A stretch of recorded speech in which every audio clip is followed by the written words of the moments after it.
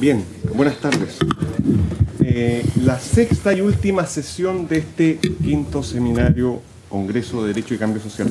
Nos acompañan Eduardo Chía y la profesora Daniela Catino.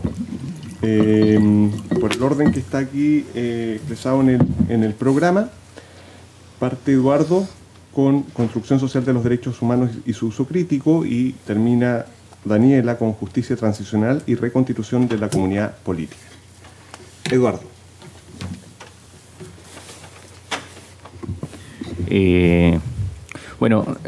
Muchas gracias por la acogida que he tenido aquí. Esta es mi segunda vez que participo en este congreso, que espero se siga realizando exitosamente como ha acontecido hasta hoy.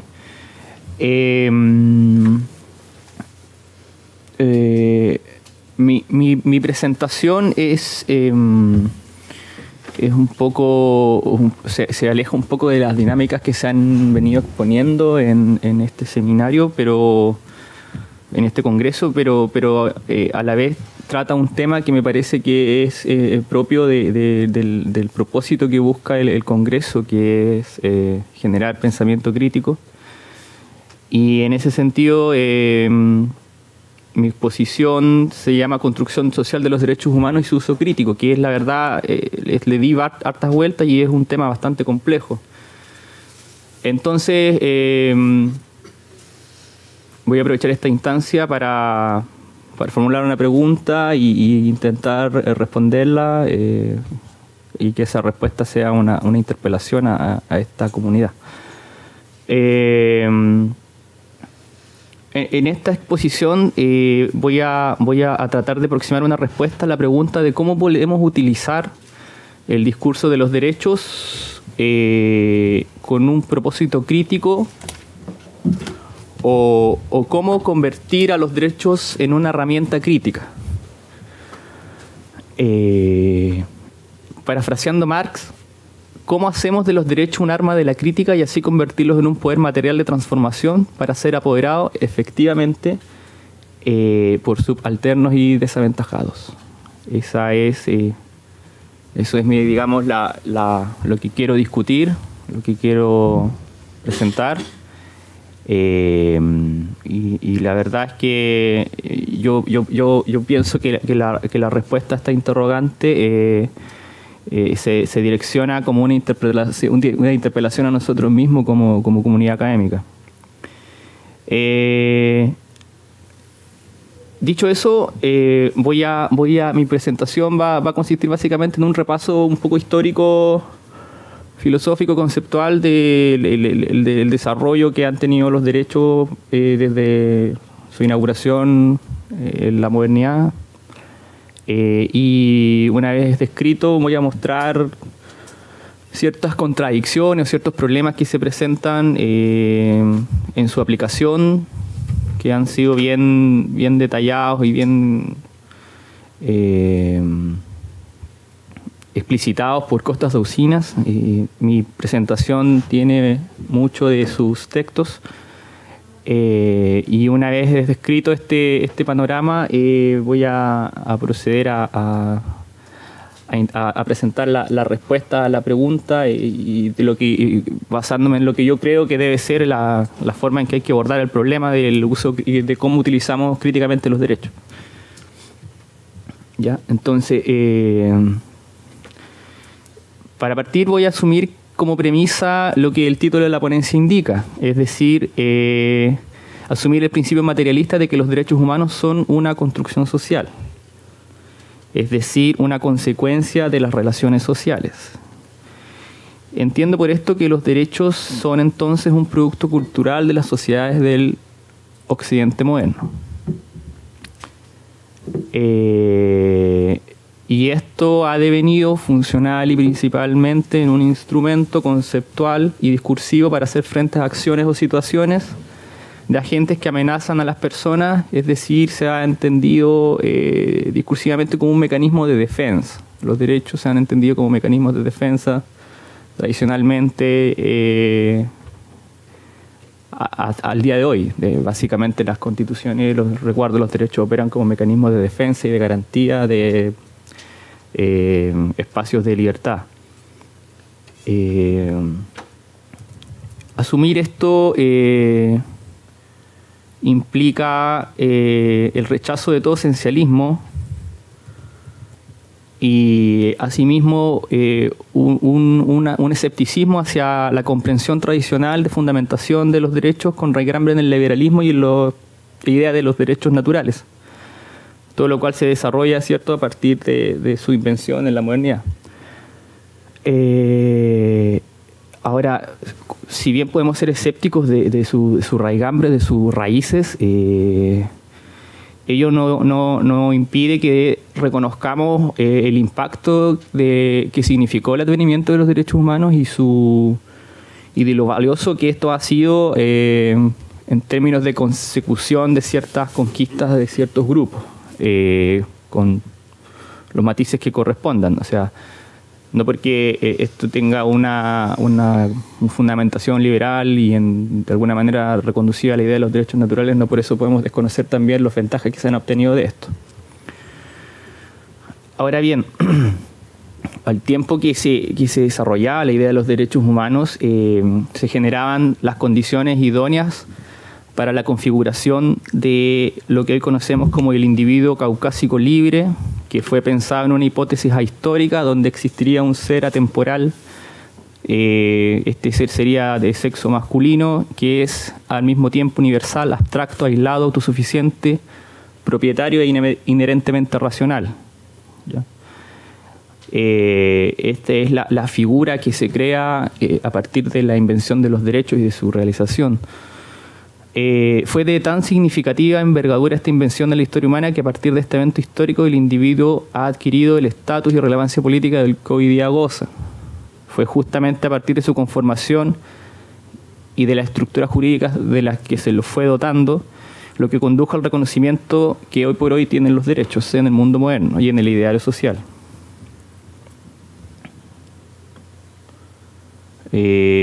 Ahora, este tránsito, este desarrollo no fue una cuestión inmediata ni rotunda. ¿Sí? Hubo un tránsito gradual, un desenvolvimiento de eventos históricos, un tránsito temporal en que los derechos dejaron de ser o pasaron de ser naturales a ser entendidos como productos culturales.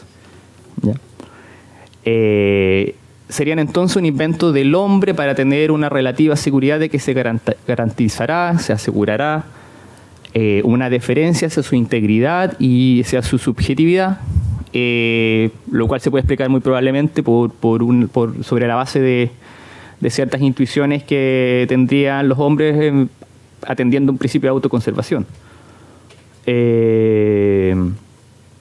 Siendo ello así, durante este desarrollo los derechos ciertos se han logrado consolidar como uno de los avances culturales más importantes y persuasivos del hombre. Con altos y bajos, con aporías y paradojas, el discurso de los derechos en general significó, o el advenimiento del discurso de los derechos en general significó un avance en el estadio civilizatorio.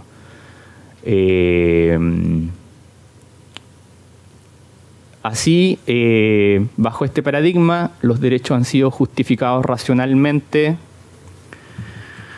y discursivamente por sus más cómpicos defensores liberales, como por ejemplo cartas de triunfo sobre la ordenación de las políticas públicas gubernamentales, límites a la coacción en el sentido de que sería ilícita cualquier acción que dañe o limite los derechos, en su versión más libertariana.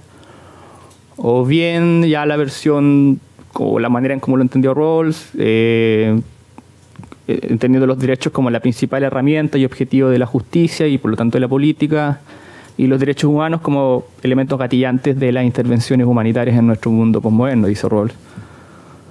Y los dos previos que mencioné fueron Nozick y Dworkin. Ahora bien, considerar este desarrollo y la forma en que ha sido planteado y teniendo presente la ubicuidad de estas abstracciones, todo parece indicar que la invocación a los derechos... Sí, voy a alcanzar. la invocación a los derechos implica necesariamente, pareciera que indicara que hay necesariamente el logro de un horizonte común y universal de realización subjetiva. No obstante, a pesar de las reconfortantes enunciaciones y la manera en que han sido planteados, si uno observa el mundo, uno se va a dar cuenta de que en realidad los derechos son negados día a día, en cada momento y cada instante, y pareciera ser que cada vez de manera más brutal.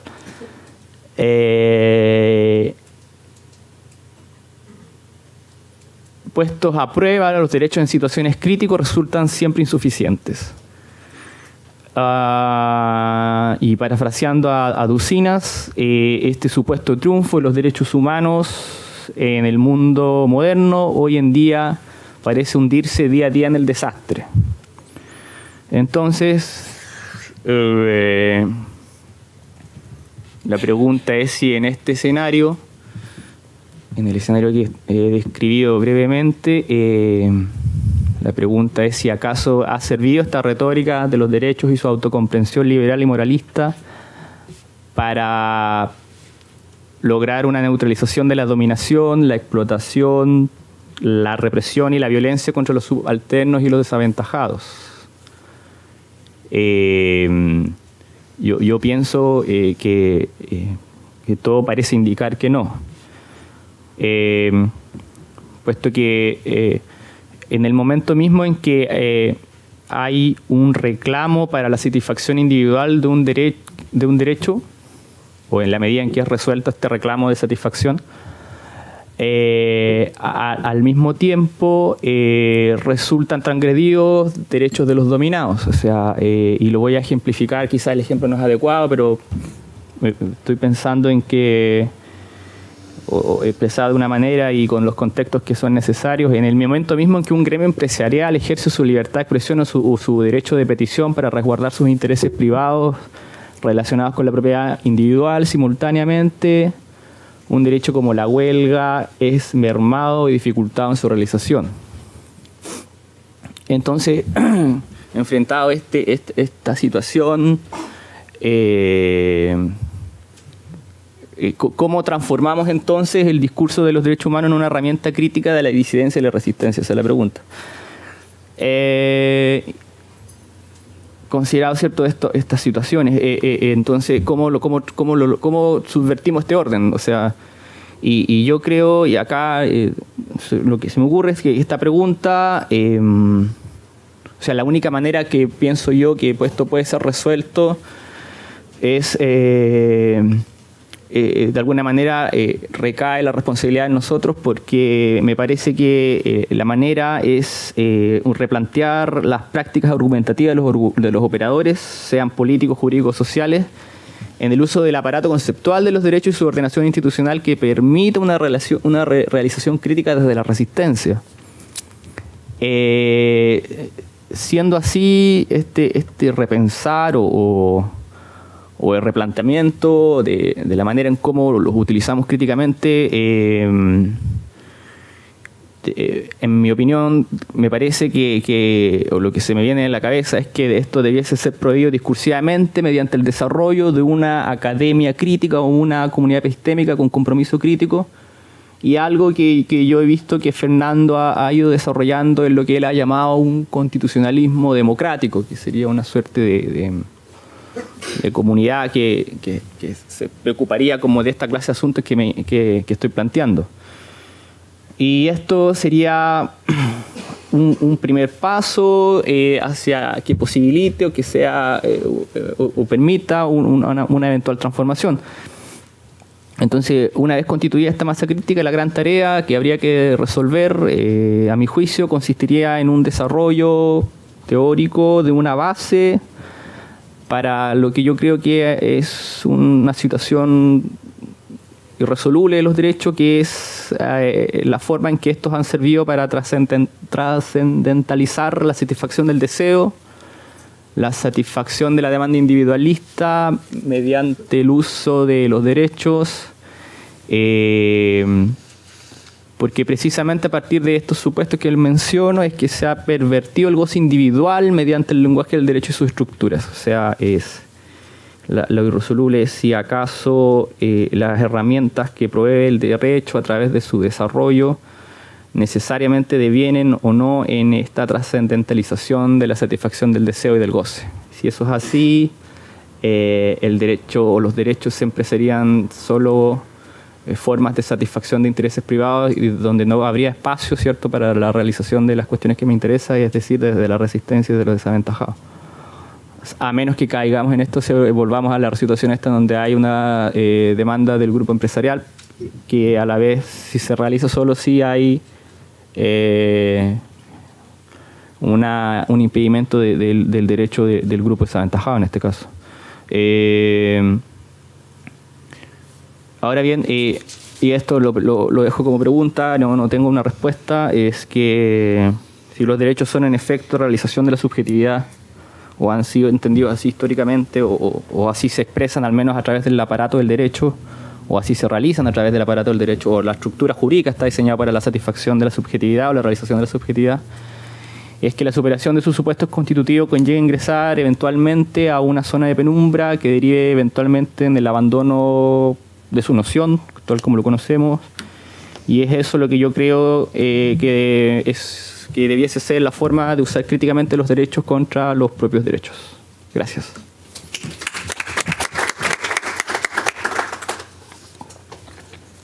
Bien, a continuación, la profesora Daniela Catino con el tema Justicia Transicional y Reconstitución de la Comunidad Política.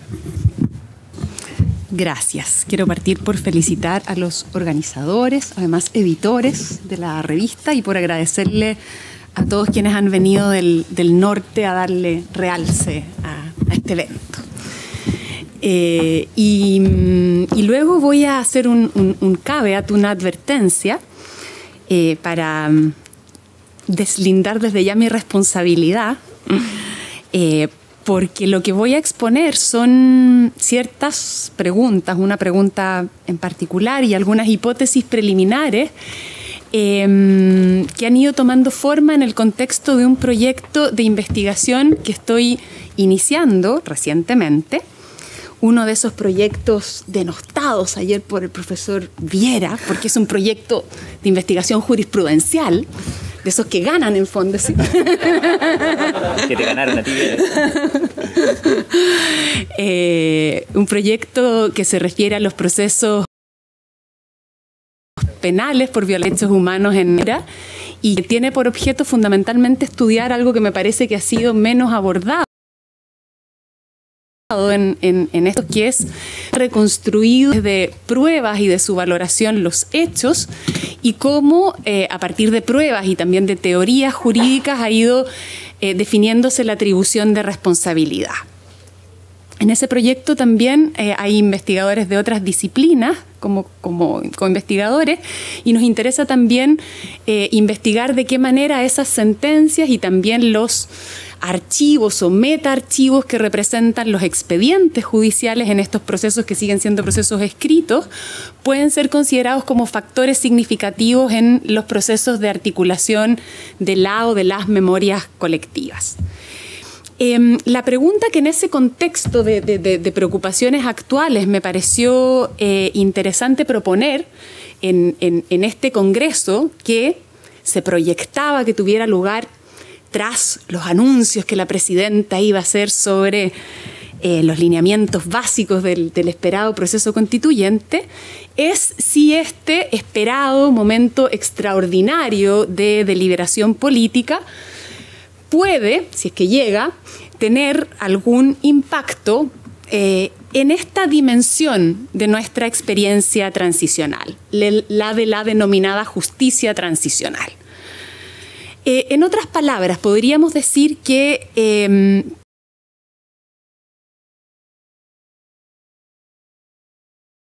todos esperamos, quienes estamos en proceso constituyente, que el término de esta larga transición chilena en su dimensión de reconstitución de las reglas del juego democrático, que se eliminen por fin las trampas, los cerrojos, la denominación que que más nos guste, los efectos neutralizadores de la política, en definitiva, que la igualdad política pueda volver a expresarse plenamente a través de la regla de la mayoría. ¿Podemos esperar, esa sería la pregunta, que este momento marque también, no sé si resuelva, eso probablemente sea muy ambicioso, no ponga punto final, ponga término, pero sí que marque un hito en la segunda dimensión problemática de nuestra transición, que tiene que ver justamente con cómo encaramos el pasado de terror estatal, el pasado de violaciones de derechos humanos en el sentido más básico de los derechos humanos, y la fractura que esa experiencia de terror significa en la comunidad política en la medida que una parte de ella ha sido tratada ya no como adversaria política, que es la forma, ¿no es cierto?, habitual de enfrentarse políticamente en el contexto democrático, sino que como enemigo, como no humano, susceptible de ser torturado y exterminado. Al menos en el debate preconstituyente en el que estamos situados, me parece que esta cuestión ha estado ausente. Yo diría que básicamente es esa primera dimensión de la transición la que se asocia fuertemente a la discusión sobre la nueva Constitución. Y creo que esta ausencia no es en absoluto casual, porque de alguna manera refleja el que también durante la transición el problema de los derechos humanos ha estado, digamos, no ha habido a su respecto o no se ha abordado a través de decisión política. O si queremos decirlo de otra manera, la decisión política respecto del problema de las violaciones de derechos humanos ha sido la omisión. Entender que es mejor que no se tome ninguna decisión política, y me refiero a decisión política en el sentido de decisión de las autoridades representativas, ¿no es cierto? Básicamente el Parlamento. Esto no quiere decir que no haya habido algunas iniciativas políticas, y por supuesto que las más importantes son las que dieron lugar a las comisiones de verdad, a la comisión Rettig en 1990 y a la comisión Walech en 2003. Por supuesto que esas son iniciativas importantes. Lo que pasa es que son iniciativas muy parciales, porque por una parte son formas de reconstrucción oficial de verdad en la que los victimarios no tuvieron ninguna representación, ¿cierto? No podían ser compelidos a declarar, manifestaron, ¿no es cierto? O sea, en general, sobre todo en el caso de la comisión Rettig, las Fuerzas Armadas manifestaron desde un comienzo su rechazo a esa iniciativa y tuvieron escasa, evidentemente, colaboración. Y por otra parte, tampoco la verdad que se determina en esas instancias, y que es sobre todo entonces la verdad de las víctimas, la verdad que recoge el testimonio de las víctimas, tampoco designa victimarios. Referencias, formas sistemáticas de política del terror, pero no hay identificación de victimarios. Esa es una parte de la verdad que queda fuera de esas instancias. Y por otra parte, tampoco se abordan cuáles son las consecuencias de esa verdad, ¿cierto? ¿Qué hacemos con esa verdad? Sigue incólume después de la presentación del informe de la Comisión Rettig, la ley de amnistía. Digamos, ley de amnistía es como un nombre demasiado digno para una autoamnistía impuesta por decreto ley, ¿no es cierto? Sigue esa autoamnistía incólume y tampoco hay un intento de abordar políticamente de otra manera las consecuencias de esa verdad, al estilo, por ejemplo, de la experiencia sudafricana, que en realidad vino después. Es un poco injusto ahora hacer la comparación, ¿no es cierto? Como si esa opción hubiera estado disponible en esos términos como un ejemplo, pero, ¿cierto?, también podrían haberse, acá hay toda una discusión sobre la conveniencia, justicia e injusticia, pero yo lo digo como una opción, ¿no es cierto?, amnistías parciales y condicionadas a declaraciones completas de los hechos en que los sujetos estuvieron involucrados. Tampoco esas opciones se consideraron, sino que una vez expuesta esa verdad, y expuesta bastante parcialmente, porque pensemos que la entrega del informe Rettig coincide con con el homicidio de Jaime Guzmán, y por lo tanto se paralizan en ese momento toda la campaña de difusión del informe Rettig. Entonces, fuera de las reacciones críticas de todas las partes de la sociedad que habían sido criticadas en el informe, Fuerzas Armadas, Poder Judicial, etcétera, no hay tampoco una política de difusión de los resultados del informe. Tras eso, entonces, básicamente la decisión política es no hacer nada.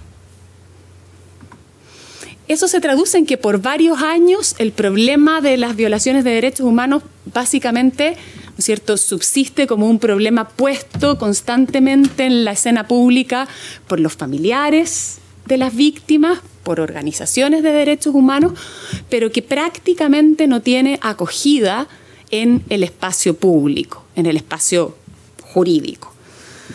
En el espacio público jurídico, hasta que a partir de 1988 y por incidencia de varios factores, entre esos evidentemente la detención en Londres de Pinochet, cambia radicalmente la forma en que el propio Poder Judicial comprende su rol en el abordaje de los casos de violaciones de derechos humanos. Y comienza a través de distintas estrategias interpretativas, limitar o excluir la aplicación del decreto ley de amnistía. Progresivamente, cada vez con mayor fuerza, comienza a ampliarse el número de causas a ser tramitadas y a ser resueltas, empiezan a aumentar las condenas. En ese contexto hay una iniciativa política, pero no es una iniciativa política de decisión política, sino que es una iniciativa política que pretende reafirmar, digamos, o consolidar la estrategia judicial, que es, si ustedes recuerdan, la mesa de diálogo en el año 2003, que termina con una serie de medidas para acelerar los procesos, designar ministros en visita, y en ese contexto también se da forma a una organización continuadora de la Comisión Rettig, que es el Programa de Derechos Humanos del Ministerio del Interior, que básicamente o que especialmente tiene atribuciones para intervenir en esos procesos, en los procesos por ejecuciones políticas y por desapariciones, no en los procesos por tortura. De manera, ¿no es cierto?, que se consolida la estrategia judicial de abordaje del problema de las violaciones de derechos humanos. Muy tardíamente se han esbozado intentos de decisión o de participación de la decisión política en el abordaje de este problema. Hoy día, por ejemplo, en el Congreso tenemos algunos proyectos, un proyecto de ley interpretativa del decreto ley de amnistía, un proyecto de reformar el Código Procesal Penal para excluir la posibilidad de concesión de beneficios penitenciarios o de prescripción. Son iniciativas que la verdad es que llegan bastante tarde, evidentemente, y cuyo efecto hoy día es más que dudoso. De hecho, ¿cierto?, podrían dificultar más que facilitar la tarea de la justicia. Y por consiguiente no es casual, de nuevo, que sigan durmiendo en el Parlamento. De hecho, las discusiones en comisión han sido más bien, ¿no es cierto?, escépticas respecto de las posibilidades de que esas iniciativas tengan algún impacto favorable. Por consiguiente, nuestra pregunta por la posibilidad de que esto sea un tema relevante en el contexto del proceso constituyente tiene que situarse en el contexto de una observación de los resultados más o menos exitosos de esta estrategia judicial de abordaje del problema de los derechos humanos. Por supuesto que es imposible en los 10 minutos que me quedan intentar hacer una evaluación, tampoco estaría en condiciones de hacerla en este momento, pero sí quisiera, digamos, proponer a la discusión la hipótesis de que las condenas penales que se han obtenido en esos procesos tienen una significación política desde el punto de vista de la recomposición, reconstitución de esa comunidad política fracturada por las políticas de terror estatal. En primer lugar, porque esas condenas, porque esas imputaciones de penas reintegran a las víctimas, ¿no es cierto?, que habíamos dicho fueron tratadas como enemigos, no reconocidas en el fondo como ciudadanos iguales con posibilidades de disentir, de tener diferencias, sino que fueron excluidas de hecho de la comunidad política de la forma más radical que uno puede imaginarlo.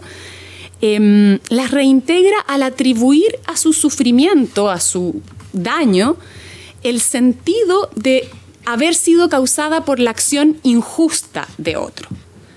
Y esto es relevante en el contexto de el código binario con el que interpretamos la experiencia de un daño o sufrimiento.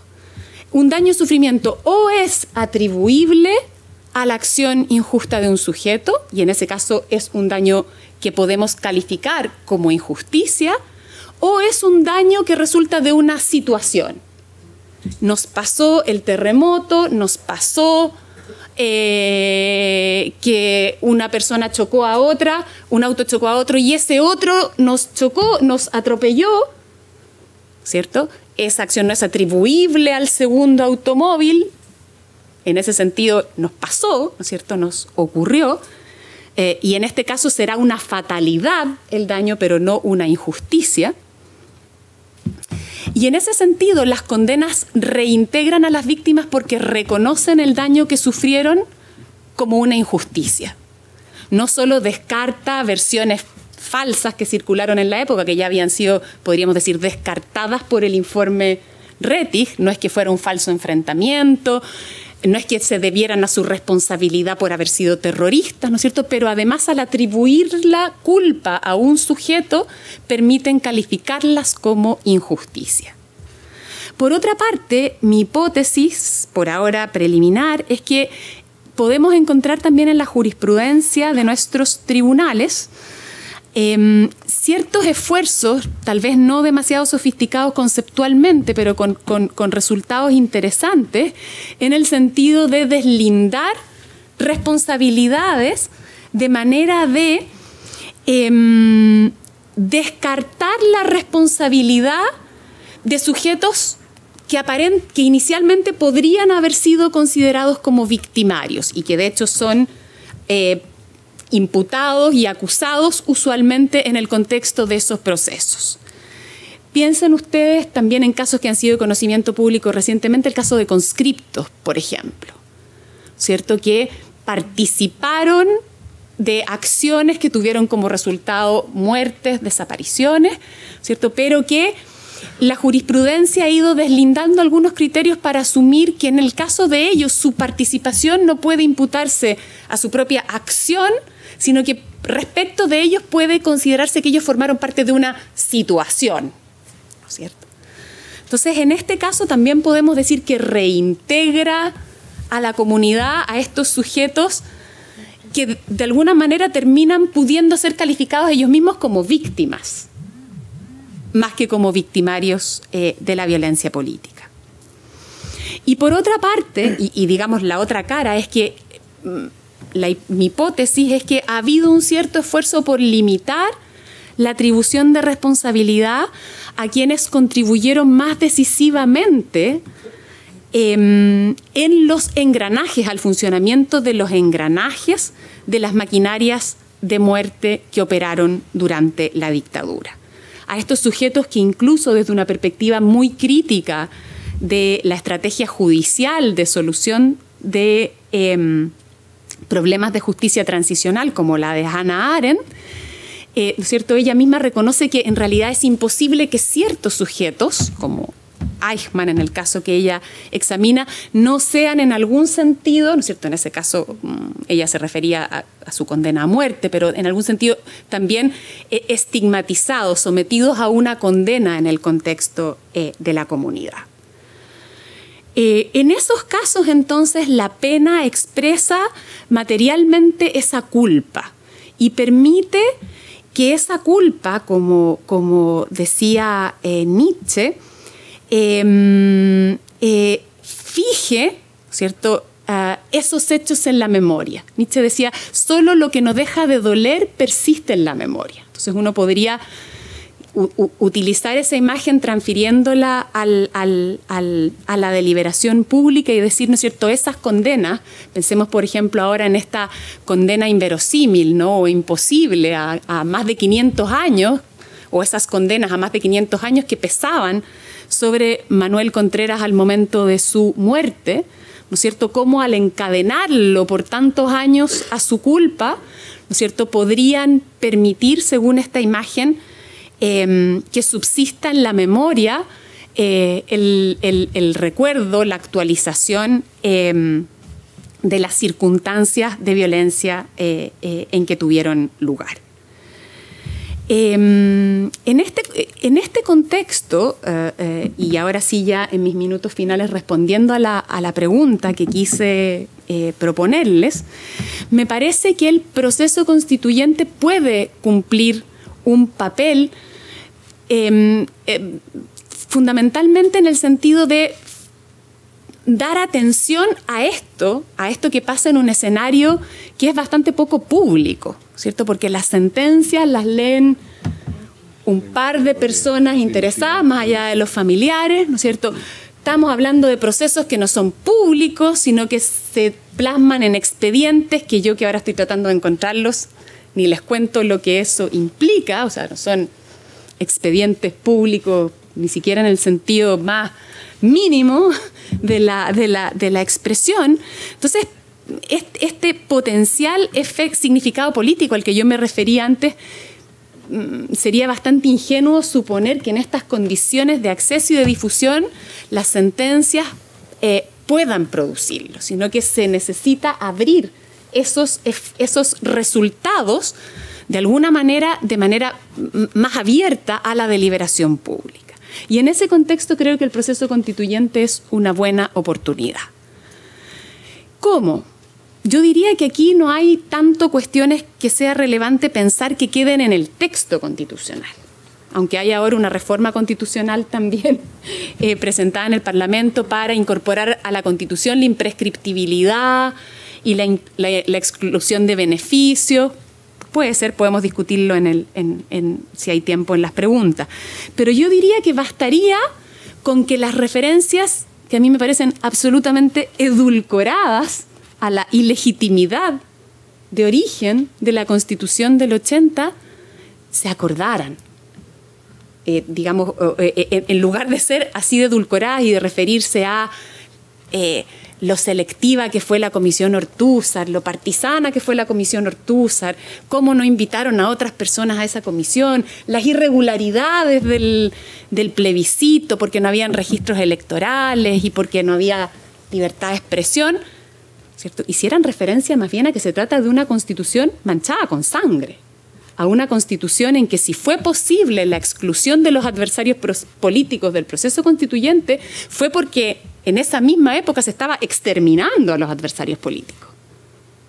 Entonces, a lo mejor en ese contexto, o sea, eso abriría la discusión y creo que hasta sería estratégicamente favorable a una nueva constitución, porque si recordamos todos los discursos de los 40 años, también en personeros de la derecha política, bueno, a lo mejor si eso es lo que está en cuestión, si lo que está en cuestión es volver a enunciar un nosotros, ¿cierto? Que no sea el nosotros fracturado, el nosotros escindido, el nosotros de excluidos de la Constitución del 80, bueno, tal vez, ¿no es cierto?, ese sea un argumento que pueda efectivamente convocar y destacar esa importancia básica de volver a constituirnos como comunidad política.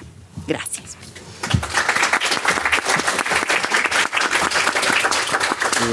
Gracias, Eduardo y Daniela. ¿Preguntas, comentarios? Bien. Vamos a partir por el pueblo, luego los señores. Por la comunidad. Vamos a partir de atrás hacia adelante, es por eso más bien. Bien. De la galería. Sí, el sector premium al final.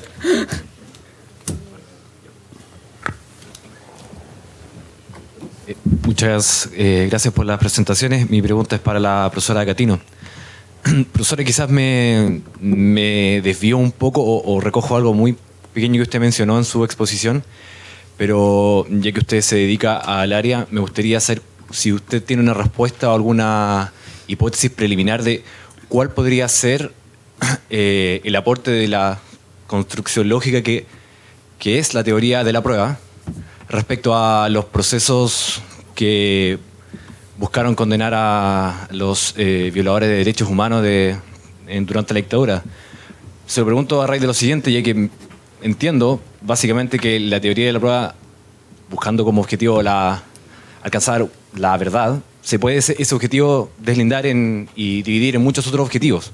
Por ejemplo, como usted mencionó, esclarecer quiénes efectivamente no eran responsables, cómo ocurrieron los hechos, etc.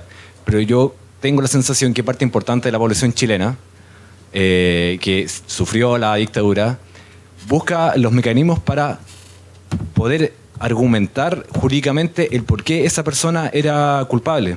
Me explico. Yo creo que uno de los principales obstáculos que se vio o que tuvo el juez, por ejemplo, el juez Solís, para condenar a Manuel Contreras, era que no tenía un argumento o una teoría, por así decirlo, de la prueba suficientemente fuerte que sustentara sus decisiones.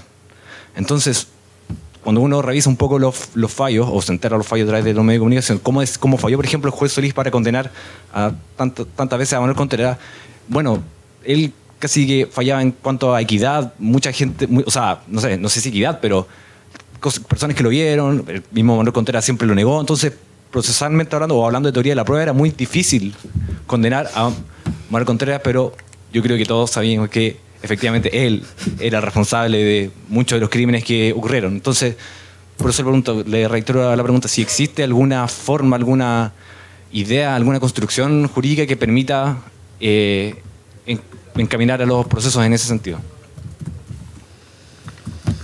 Buenas. Respecto a lo que decía Eduardo Echea, ¿cómo poder apropiar el discurso de los derechos por parte de los grupos subalternos? Bueno, más allá de ciertas elaboraciones teóricas en la academia, etcétera, yo diría que además hay que intentar identificar cuál es el uso que hoy día los grupos subalternos le dan al discurso de los derechos. Y eso es bastante simple. O sea, uno sale a la calle, va a una marcha, ¿qué es lo que va a ver? Por el derecho a la salud, por el derecho a la educación. Por ejemplo, los profesores iban más allá, decían que la dignidad se haga costumbre. O sea, ya va como a algo más, mucho más profundo, a este rescate de la dignidad humana como fundamentación de los derechos. Y ahí estoy pensando ya en blogs que Costa Tucina le encanta blog. Eso. Y respecto a la ponencia de la profesora Catino, plantear la pregunta que suele plantearse: ¿puede el derecho dar cuenta del terror fundante? ¿Puede el derecho ver el terror? ¿Puede el derecho ver la violencia? ¿Lo jurídico se contrapone con lo político, sí o no? Eso. Gracias. Una preguntita. Bien. Pablo, Matías y Sierra Domingo, a menos que haya otra pregunta. Bien. Tú cierras, ¿vale? Pablo, Matías, Domingo y Sierra... compañero allá.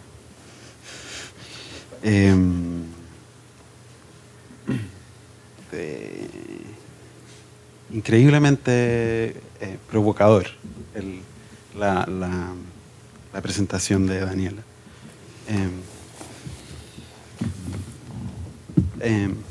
Yo tengo una diferente articulación de la misma pregunta, ¿no?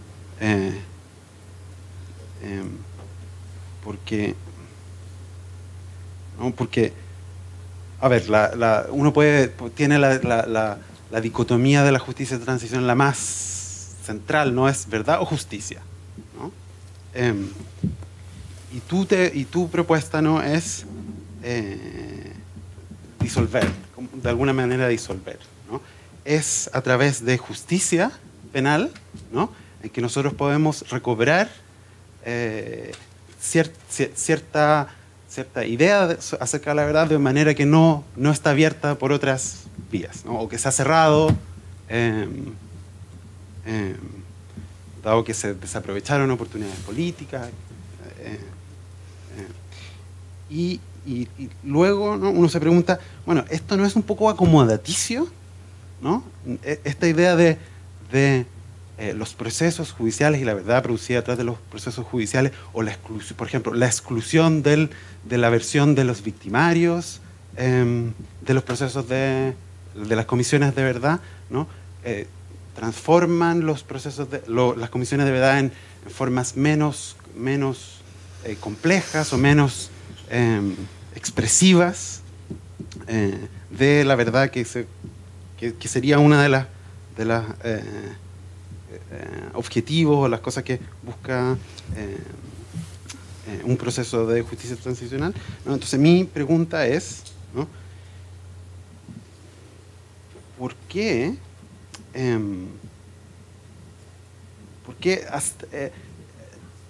utilizar todo este constructo que a mí me parece precioso, ¿no? En términos de argumentación y justificación de por qué tenemos que prestarle atención a los casos, a la sentencia, ¿no?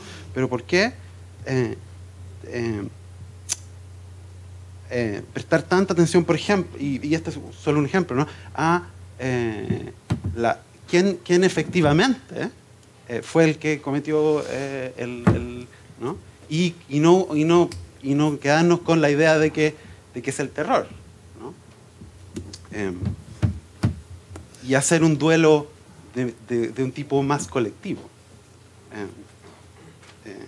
Pero insisto, ¿no?, es una impresión que de alguna manera en cada una de las etapas de la argumentación que tú efectuaste me iba como cerrando, iba teniendo una respuesta. Creo que de la forma que lo presentaste es ya muy reflexivo, ya responde a muchas como objeciones que teóricos de justicia transicional te hubieran formulado. Pero eso. De alguna manera la pregunta formulada en definitiva es si lo que nos interesa es la verdad, ¿no?, y la justicia penal nos podría entregar una versión de la verdad, o ser funcional, instrumental a esa recuperación de la memoria. Y en ese sentido quizás estoy equivocado, la verdad y la memoria pueden no ser coincidentes en ser funcionales al proceso de reconstitución. ¿Por qué no seguir abiertos a otras formas, ¿no? ¿Por qué no seguir abiertos, por ejemplo, a crear más comisiones de verdad? ¿Por qué no seguir abiertos a, dado que el proceso constituyente tiene en la mira, ¿no?, de eliminar la neutralización de la política, utilizar las herramientas que siguen abiertas, ¿no?, más partisanamente, ¿no?, para buscar una reconstrucción de la verdad que no esté limitada por las restricciones del proceso judicial? Matías. Si nos atrasamos es su culpa. Sí, yo tengo también algunos comentarios respecto de la ponencia de Daniela, comentarios de repente sugerencias investigativas en el siguiente sentido. Y se alinea mucho con lo que venía diciendo Pablo sobre el final, ¿no? Aquí pareciera ser que ante la falta, o sea, no es falta, ante la falta de voluntad, por ponerlo completamente, por crear un órgano que vele permanentemente por este tema, una política pública que sea implementada por un órgano permanentemente para velar por el problema transicional, los jueces, ¿no es cierto?, se hicieron cargo de este problema caso a caso, con todas sus limitaciones, ¿no?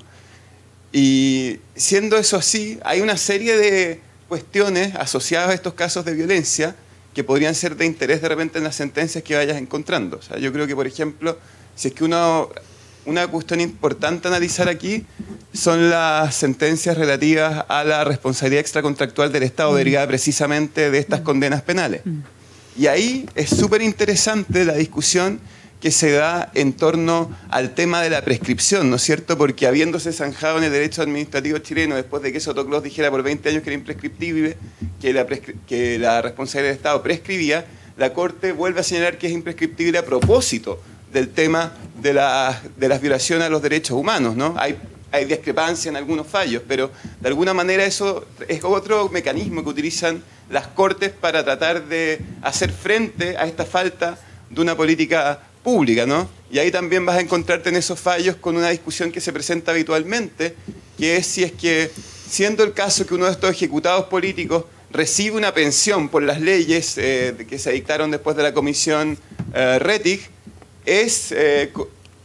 puede recibir o no una nueva indemnización en sede judicial. Y lo último es que a lo mejor, y esto depende de hasta cuándo quieres extender, cuánto quieres extender el concepto de violencia. Una cuestión que podría ser interesante analizar es esta, ¿no? Hay un concepto que ahora se está manejando que habla de la idea de expropiaciones de dignidad y las compensaciones que deben ser dadas por expropiaciones de dignidad. Se ha dado sobre todo a propósito de la discusión de justicia transicional en Sudáfrica. Ahora, en la misma matriz que te planteé anteriormente, uno podría considerar que estos casos en que primero se declaraba la nulidad de derecho público, luego la responsabilidad extracontractual por las confiscaciones de vehículos y se daba una indemnización, eso también es como una manera de restituir la dignidad vía indemnización muy ad hoc con todas las limitaciones del proceso judicial. Eso sería básicamente como ciertas cosas que podrían ser de interés. Domingo. Sí, yo también, muy interesante ambas presentaciones. Sobre lo de Daniela, yo diría dos cosas. La primera tiene que ver con que celebro, y de hecho estoy completamente de acuerdo con la lectura que haces del proceso constituyente. O sea, yo diría que de hecho la gran virtud que podría tener un proceso constituyente que se inaugure con un diálogo, deliberación, educación, lo que sea constitucional, tiene que ver justamente con una fractura de origen en la comunidad chilena, que tiene que ver con lo que dices tú. O sea, es una constitución aprobada con todos los problemas de fraude formal que uno puede detectar, pero que además ocurre en contexto de violencia, o sea, de terror. O sea, es una constitución manchada con sangre, y yo diría que no hay que trivializar el pecado de origen, como se le suele denominar a la constitución. O sea, son muy importantes las trampas, desde luego la neutralización, los cerrojos, el problema de crisis política que es posterior a la discusión sobre la nueva constitución, pero el pecado de origen es una cuestión que en este contexto justamente no puede trivializarse. Yo creo que la virtud del proceso constituyente es esa, es poner a una comunidad a conversar de nuevo, porque esta es una comunidad que está fracturada a sangre, o sea, que dejó de conversar, y que dejó de conversar sobre la cuestión más importante. Y sobre lo segundo, ya sobre la investigación en concreto, yo diría que yo estoy diciendo que mis amigos, colegas acá hayan sido tomado la peor luz de la alternativa, sino que yo diría que efectivamente, como es lo único que tenemos, o sea, como lo único que hay son estas decisiones judiciales, es que me parece a mí que hay que rescatar cuál es el sentido de verdad en que al que han aportado estas decisiones. Estando completamente de acuerdo con todo lo que han planteado las cuatro intervenciones previas, y de hecho entiendo yo que de acuerdo también con lo que plantea Juan Pablo en Terror, Pena y Amnistía, que es un trabajo precioso con el cual también estoy de acuerdo, pero yo creo que uno puede problematizar igual, y yo me imagino que tú lo vas a hacer, las conclusiones justamente que vas a obtener de la revisión de estos expedientes. Es decir, y yo diría, y esto lo conecto con lo de Eduardo, el hecho de que estemos trabajando con categorías jurídicas que las extendemos, como decía el compañero atrás, hasta el hartazgo, ¿no? Y que generan esta sensación como de inestabilidad, que yo creo que le hace peor a la causa de los derechos humanos en verdad que un favor. Claro, pero uno podría problematizar igual eso, justamente por qué tenemos que estirar esas categorías, por qué finalmente tenemos con beneficios carcelarios, porque bueno, así es como el derecho ha establecido los cauces para el que fue condenado previamente y hoy ya ha cumplido parte de su pena, y que tiene que ver de nuevo con lo que decía Eduardo, denunciar, lo que decía Juan Pablo también, denunciar la forma en que se están utilizando los derechos, y yo diría perder un poquito el temor a sugerir que efectivamente los derechos humanos no significan cualquier cosa. O sea, que no significan el latifundista reclamando propiedad, no significan el camionero reclamando protesta, no significan la ONG integrista reclamando discriminación entre el no nacido y el nacido. O sea, eso bueno, son violaciones a los derechos humanos. Como no es discriminación que uno se ría de una rubia que fue mandada por el colegio a protestar contra el aborto detrás de la moneda. Eso no es discriminación. O sea, los bien situados de colegios bien localizados en Chile no están siendo objeto de discriminación cuando uno se burla de ellos, como sí lo es alguien que ha venido de los grupos y los cuales hemos estado discutiendo acá estos 2 días, marginados y desplazados de nuestra comunidad. Y yo creo que hay un discurso crítico del derecho con compromiso crítico, como decía Eduardo, tiene que asumir, y como plantea Juan Pablo, asumir y denunciar no solo la forma en que a ciertos grupos subalternos plantean que deben ser los derechos, sino que denunciar justamente estas malas utilizaciones, ¿no? Y por último, yo diría a propósito de lo político, que lo del contexto, que hay el discurso político que está de moda hoy, poner en contexto las violaciones de los derechos humanos, yo lo traería a mirar, de hecho, con buenos ojos. O sea, es gente que está reconociendo que hubo violaciones de los derechos humanos. Luego el contexto lo podemos dejar pasar, pero anotamos que ya estamos de acuerdo con que aquí hubo algo que no debió haber ocurrido. La última pregunta ya.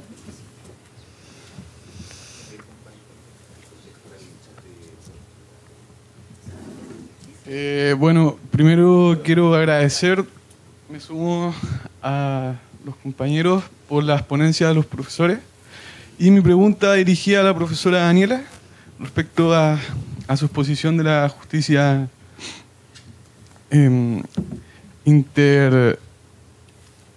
transicional. Y es preciso, la quiero hacer respecto al título que tiene este Congreso de Derecho y Cambio Social. Quiero saber qué tanto el derecho puede influenciar en un cambio en la sociedad, ya que qué tanto el derecho puede crear conciencia, porque, por ejemplo, respecto a lo que declaró la otra vez Insulza, el secretario de la OEA de Chile, dijo que verdad a cambio de beneficios penales. Entonces, yo quisiera saber, como dije, qué tanto el derecho puede hacer un cambio en la sociedad.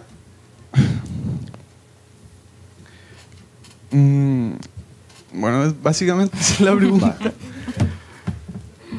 Y respecto a la frase de Nietzsche que dijo usted, de que si sigue reticente el problema, si no hay un olvido, porque, por ejemplo, queda la condena, a mí me parece que perdonar es divino, pero olvidar ya es cosa de dioses. ¿Me permite hacer una pregunta para cerrar? Es cortita. Daniela, ¿cómo te haces cargo de la objeción al carácter de activista de los jueces? Porque en definitiva, con una presentación como la tuya, entras a resolver un tema que es político y se produce el problema de la legitimación democrática de los jueces. Y sobre todo, ¿por qué? Porque en el libro que sacaron los Sergio y Cheche, el ejemplo paradigmático de sentencias activistas son efectivamente sentencias de derechos humanos. Bien, Eduardo y luego Daniela. Bueno, Daniela acaparó todas las preguntas, así que le voy a dejar el espacio de tiempo para que responda a todas y cada una.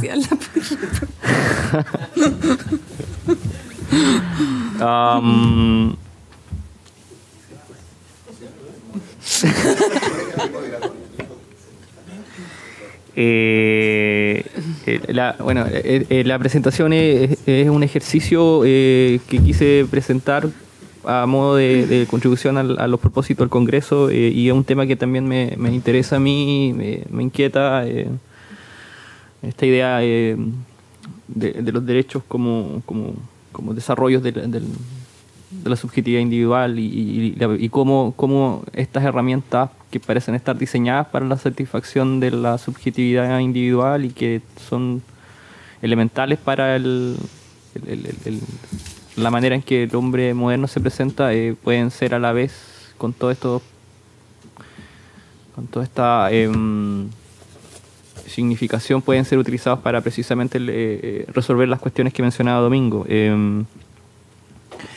Ahora, para seguir desarrollando el trabajo, me parece interesante el punto que aportaba la persona que formuló la pregunta sobre la identificación. Bueno, yo estaba tratando también un tema más conceptual. Tú me propones ir más bien a la manera de cómo esto se resuelve vis a vis, caso a caso, en los hechos. Y yo tiendo a creer que la forma en cómo los grupos subalternos utilizan los derechos es precisamente mediante herramientas que no necesariamente son satisfacción de la individualidad, sino de las pretensiones de la agencia colectiva, como la huelga, la protesta. Y eso yo creo que se produce un fenómeno en el cual la utilización del derecho busca también a la vez a la satisfacción de otros derechos como la educación, salud, ¿cierto? Y pareciera ser que son alegatos por prestaciones bastante elementales. Entonces, si eso es así, pareciera ser que un uso crítico de los derechos debiese concentrarse o replantearse o pensar la manera en cómo posicionar en el uso jurídico, es cierto, precisamente estos derechos de protesta, huelga y participación, y que pareciera ser, y yo tengo, y así lo veo, es que precisamente son derechos que no son satisfechos. Domingo me puede profundizar el tema. Eso, yo no sé, tuve una sola pregunta. No. Daniela, bueno. No sé cómo te puedo ayudar. Gracias por el apoyo. A ver, voy a partir por la pregunta, ¿no es cierto?, más gorda. Bueno, hay una muy gorda que es la del cómo el derecho puede contribuir al cambio social, pero esa la voy a dejar para el final. Pero la del, ¿no es cierto?, la capacidad del derecho y de las categorías jurídicas de mirar y de hacerse cargo del terror estatal. Yo, primero que todo, frente a todas estas preguntas, que cuente mi caveat. O sea, yo estoy partiendo con este tema de manera que puede que en un año más sostenga cosas totalmente distintas. Y les agradezco muchísimo las preguntas en ese sentido porque me ayudan a pensar. Pero, a ver, si hoy día estuviéramos en el día cero, o sea, 1990, yo estaría muy dispuesta. O sea, creo que todas esas objeciones a la solución jurisdiccional son absolutamente válidas, que realmente el derecho, en algún sentido, no puede hacerse cargo, ¿no es cierto?, de una violencia que es prejurídica. O sea, de hecho, yo hablo de desapariciones, pero en realidad los delitos son por homicidio. Hablamos de tortura, pero en realidad los delitos son de apremio ilegítimo. O sea, es una objeción y un punto de vista que a mí me hace absoluto sentido, y que, como digo, si estuviéramos en marzo de 1990, probablemente en ese momento a lo mejor era imposible, digamos, por las circunstancias también de nuestra transición pactada, etcétera, ¿no? Ese es otro tema, pero si nos situamos en el solo plano de la filosofía política, de lo deseable, fuera no posible, conveniente, etcétera, yo creo que habían buenos argumentos, que hay buenos argumentos a partir de esa perspectiva para plantear soluciones políticas, ¿no es cierto? Digamos, la mejor capacidad de una solución política de enfrentar este problema que precisamente apunta al valor de la política, ¿cierto? En el fondo, a decir que sin política quedamos expuestos a eso. En ese sentido, probablemente, si en vez de estar discutiendo sobre nueva constitución hoy día, quizá, con suerte, hubiéramos discutido sobre nueva constitución en el 90, también la situación hubiera sido otra, ¿no es cierto? Porque se hubiera planteado radicalmente en ese momento la cuestión de la recomposición de la comunidad política, ¿cierto? Y hubiera tenido que abordarse políticamente. Entonces, en ese sentido, Domingo se anticipó también a mi respuesta en el sentido de decir, como eso no fue, y como la decisión política fue la omisión, y no voy a decir si eso, o sea, a lo mejor era lo único que se podía hacer en ese momento, cuando habían todavía tanquetazos, Pinochet de comandante en jefe, después en el Senado, o sea, no voy a entrar a juzgar si había otra posibilidad, ¿no? Pero en esas condiciones de omisión política, yo creo que es mejor que haya habido acción judicial a que hubiera subsistido una situación de inacción judicial. Ahora, ¿qué es mejor? ¿Desde dónde lo digo? ¿No? Puede que eso sea justificable filosófico-políticamente, o sea, desde una teoría de la justicia transicional, pero no tengo todavía argumentos como para plantearlo, pero sí me parece que hay también una perspectiva antropológica para mirarlo, ¿no? O sea, apoyándose, por ejemplo, en teorías de análisis de la violencia como el de Girard, de cómo, en el fondo, una situación de violencia no abordada a través de algún tipo de ritual, de algún tipo de duelo, aunque no sea el duelo político óptimo, pueden terminar generando en circunstancias que no fueron, ¿cierto?, de guerra civil, donde no fueron dos facciones que se trataron como enemigas, sino que claramente fue, ¿no es cierto?, una facción masacrada por la otra, ¿cierto? Pueden terminar generando digamos, ciclos de venganza, de nueva violencia, digamos que en ese sentido la existencia de una actividad o de un activismo judicial pudo haber contribuido a evitar.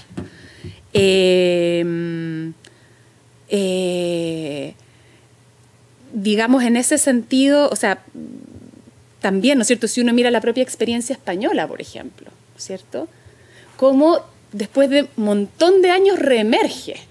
O sea, seguramente si no hay decisión política, ahí estaría el problema, ¿ah?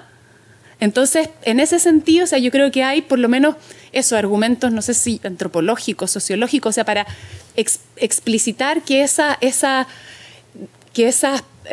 esos duelos, esos rituales que suponen asunción de culpas, y por eso yo creo que mi mención también a Sudáfrica, a la experiencia sudafricana como una experiencia de solución política, también incorpora esta dimensión de la culpa, porque aunque no atribuye responsabilidades, pero condiciona las amnistías no a pedidos de perdón, pero sí a declaraciones, ¿no? O sea, que yo cuento, yo explico las acciones en las que participé.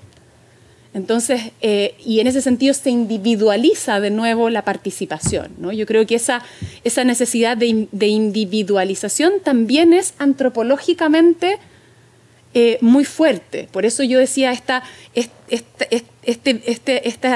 categorías binarias, yo creo que puede que no tengan justificación filosófica, pero funcionan antropológicamente. O sea, necesitamos, si lo que vivimos fue una injusticia, tiene que haber un culpable, tiene que haber un sujeto culpable. Y eso es bien interesante, ¿no es cierto?, cómo en ese sentido, si uno se sitúa en la perspectiva de las víctimas, ¿cierto?, las reparaciones no son suficiente reintegración, porque las reparaciones podrían ser reparaciones como los subsidios después de un terremoto, ¿cierto? O sea, están en la lógica de la fatalidad, no en la lógica de la injusticia.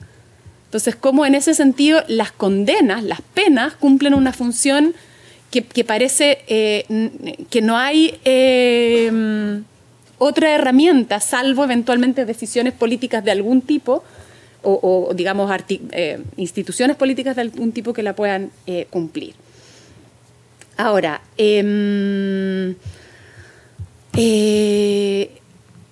¿está todavía abierta la solución política?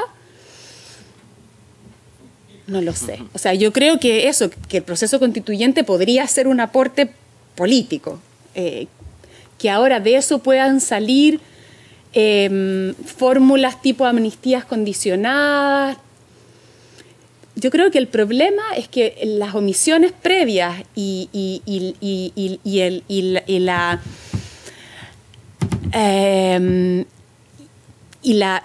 de hecho, el surgimiento de hecho de la solución judicial hace que esas estrategias ahora parezcan leyes de punto final, ¿cierto? O sea, parezcan destinadas exclusivamente a considerar el punto de vista de los victimarios. O sea, que sea muy difícil generar una comprensión en términos de reconstitución de la comunidad política. O sea, yo hoy día creo que respecto de los Contreras, de los condenados a muchos años, o sea, lo que uno puede esperar es que sí, que siga la deliberación para pensar, bueno, si en algún sentido también ellos no fueron víctimas de la violencia, ¿no? Puede ser, pero eso, ahí sí que yo creo que ya las categorías jurídicas no sirven, sino que tendrá que ser la literatura, la poesía, ¿no es cierto? Otras vías para pensar en esas personas, ¿no? Y para que también el punto de vista que tienda progresivamente a asumirse ya sea el de los hijos de también, el de pobre hijo de Contreras que se llama Manuel Contreras, el de cómo los hijos de los detenidos desaparecidos pueden mirar y pueden mirarse con los hijos de los victimarios, pero me parece, bueno, difícil, no lo sé, a lo mejor es un problema de imaginación política, ¿no? El pensar hoy día en soluciones políticas. Ahora, más allá de esto, ¿no? De que la contingencia haya terminado imponiendo a los jueces o haciendo que los jueces asumieran esa responsabilidad. ¿Pueden hacerlo ellos o será que lo están haciendo mejor que las comisiones de verdad? La pregunta de Pablo y que conecta también con la pregunta de Cristóbal por la prueba judicial, ¿no? Por cómo podemos mirar también estos procesos desde la óptica de la prueba judicial. Uno de los objetivos de mi investigación tiene que ver con eso, ¿no es cierto? O sea, con también mirar, ya no solo desde las categorías jurídicas, sino que jurídicas sustantivas, sino también desde la perspectiva de las categorías jurídicas procesales y probatorias, cómo limitan, favorecen, dificultan en estos casos las reconstrucciones de verdad. Aquí, de nuevo, sin embargo, yo creo que la perspectiva antropológica es bien interesante y cómo la verdad judicial parece estar revestida de una dignidad, no lo sé, todo esto de nuevo caveat, o sea, es puras hipótesis, pero es bien interesante, o sea, cómo en el discurso de las víctimas también en el discurso de los operadores de justicia, también en la jurisprudencia de la Corte Interamericana, ¿no? O sea, hoy día la reconstrucción que la Corte Interamericana hace del derecho de la verdad es que la mejor realización del derecho a la verdad es a través de procesos penales. Eso no en todos los sistemas de derecho internacional de los derechos humanos está planteado así, pero en la Corte Interamericana sí.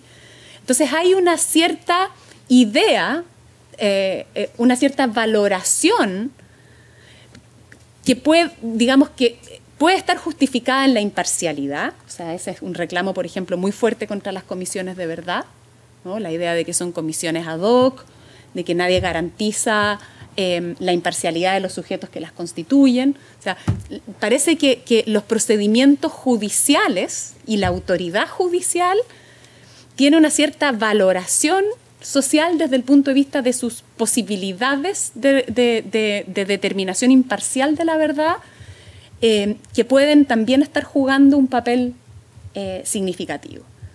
Que eso sea efectivamente vacío no es una cuestión discutible, porque también uno podría pensar que las reglas de prueba más bien limitan las posibilidades de averiguación de la verdad, y eso en el caso de los procesos penales es más claro, ¿no es cierto?, donde el estándar de prueba es alto, donde hay una serie de limitaciones a la consideración de antecedentes como prueba. Entonces, eso es una de las cosas que a mí también me interesa mirar efectivamente en los expedientes. Gracias, Matías, por las sugerencias también, ¿no es cierto? Efectivamente, ahí hay también, digamos, aunque mi foco está en los procesos penales, también espero poder considerar el juego entre responsabilidad penal y responsabilidad extracontractual, donde uno podría plantear, ¿no es cierto?, que la equivalencia con la reparación es más planteable, ¿no? Súper interesante. Con Domingo totalmente de acuerdo, ¿no? La idea de cómo el proceso constituyente es una oportunidad de replantearse la constitución de la comunidad, y en ese sentido, ¿no es cierto?, esta idea del contexto está bien. O sea, yo creo que también puede ser el momento de decir, mire, a lo mejor su miedo a que la Unidad Popular se transformara en dictadura, puede que no haya sido justificado en el sentido de que el plan Z era mentira, ¿no? Pero en el fondo, a lo que usted le tenía miedo es lo que pasó. Eso es lo que pasó. A lo que usted le tenía miedo, que era a la caja de Pandora de la violencia política, eso es lo que pasó. Entonces, en vez de seguirnos preguntando, como con la inserción esta en todos los diarios ahora para el 11, ¿no?, de lo que dijo Elwin al día siguiente del golpe, de si fue justificado o no fue justificado el golpe, digamos mejor que no queremos nunca más llegar a ponernos en esta situación, ¿no?, de ver rota, de sustituir la política por la violencia, por la guerra. Activismo. Creo que sin duda las estrategias para eludir la aplicación de la ley de amnistía son calificables en alguno de los muchos sentidos de la expresión activismo como activismo. Creo que ahora, yo no sé si, digamos, la tesis que ha sostenido Fernando Atria de que este sería como un poco el punto de partida del activismo judicial y otra razón para descartar o para criticar la solución judicial al problema de los derechos humanos sea sostenible. O sea, yo creo que realmente uno puede plantear también como un contexto excepcional el de los procesos por violaciones de derechos humanos, ¿no? O sea, en el fondo, abandonada la jurisdicción por la decisión política, tal vez, ¿no es cierto?, el activismo pueda justificarse de maneras que no puede justificarse en otros ámbitos. Entonces, yo creo que ahí, digamos, hay una discontinuidad que no queda bien representada en libros como el de Cheche, que en el fondo mete todo en un mismo saco, tramposo, hace trampa. Y bueno, para terminar, derecho y cambio social. No sé. Esa es la razón. ¿Por qué no hablan los organizadores? Sí, usted. Pero bueno, no sé, ese es el desafío. Yo creo que los que estamos aquí reunidos creemos que sí, ¿no es cierto? Que creemos que desde el discurso jurídico y también desde los instrumentos jurídicos de la política, porque la política al final se expresa a través del derecho, se puede cambiar la realidad. Yo creo que sí. Claro, si tenemos reglas que permiten que la voluntad política se constituya más cercanamente a la voluntad de los sujetos que constituyen la comunidad política, probablemente ello sea más posible, ¿cierto? O sea, también la calidad de nuestras reglas del juego incide en las posibilidades del derecho de promover cambios sociales, y eso yo creo que es lo que hemos vivido también en los años de transición política. Bien. Bueno, muchas gracias. Cerramos esta sexta y última sesión, y para finalizar el Congreso, las palabras al cierre del gran anfitrión junto con Fernando Pablo Marcha. Fernando recién me mencionaba que era la primera vez que había asistido a un seminario organizado en esta facultad en que íbamos a terminar en el tiempo. Para terminar en el tiempo tengo 3 o 2, creo que 2 minutos para la clausura, para cumplir este sueño de Fernando. Quiero, a nombre del comité organizador de este congreso, agradecer primero a la Facultad de Derecho por servir de asilo a este núcleo, comunidad de pensamiento, que creo que es un esfuerzo generoso de la Facultad de Derecho de la Universidad Austral haber Graben esto. Haber acogido ya por cuarta vez este congreso, y espero que esto se vuelva una tradición, ¿no? que el Congreso siga siendo acogido en Valdivia y que sea de alguna manera un símbolo, esa realización no en la metrópolis, ¿no? sino en la periferia, como un signo de pensamiento alternativo, ¿no? Creo que eso podría ser una marca de identidad del Congreso hacia el futuro. En segundo lugar, quiero agradecer a todos los asistentes, especialmente a las personas que han presentado ponencias. Y por último, quiero hacer un reconocimiento a Fernando Muñoz, ¿no? que fue hace 3 años o 4 años, ¿no? a quien se le ocurrió esta idea y uno podría decir pese a su constancia, ¿no? pero gracias a su constancia y a su esfuerzo, ¿no? esta iniciativa existe y sigue siendo llevada a cabo. Con eso quiero terminar esto y les doy de nuevo las gracias.